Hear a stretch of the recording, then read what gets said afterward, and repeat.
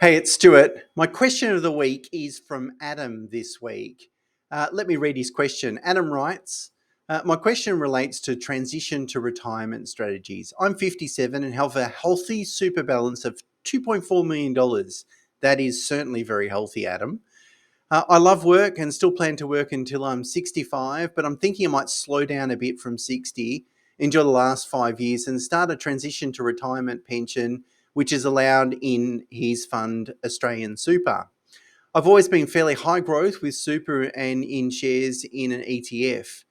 What would be a good strategy and approach for a transition to retirement? I would only put, say, $500,000 in a transition retirement strategy, drawing about 10% per year.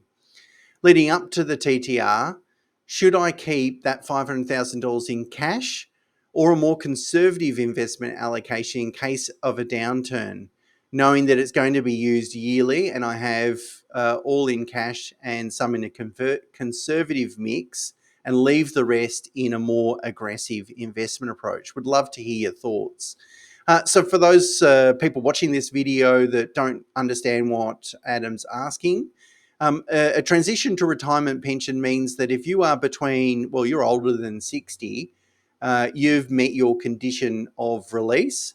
But if you're still working, so if you're aged between 60 and 65 and you're still working, the only way you can access super is through a transition to retirement pension scheme.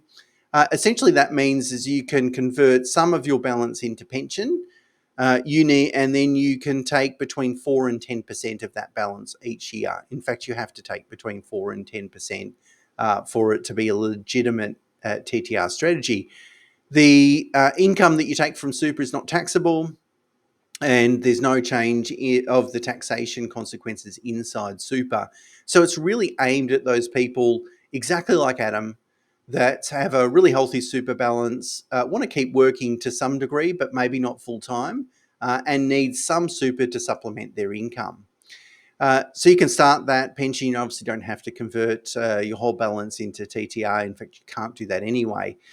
So to come back to Adam's question, Adam asks, how should that money be invested?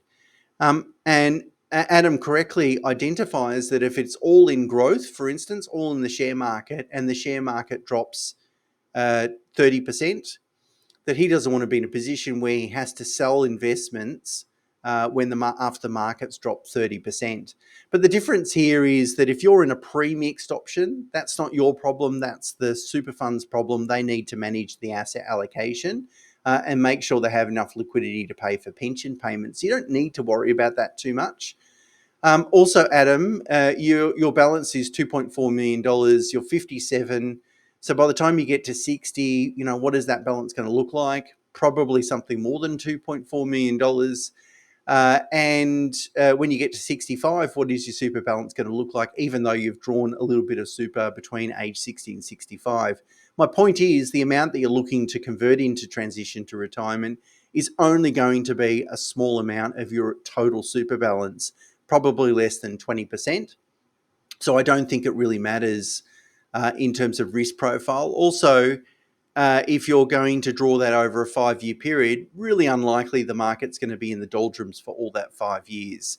So I would say in your situation, I would keep that transition to retirement amount invested in balanced or growth, maybe not high growth, but maybe something a little bit more aggressive. Expose that balance to risk because I think you've got the appetite to do that, given you've got a really strong super balance.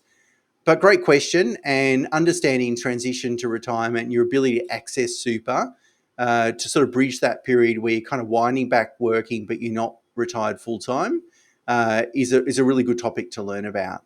And thanks so much for your question, Adam. Cheers.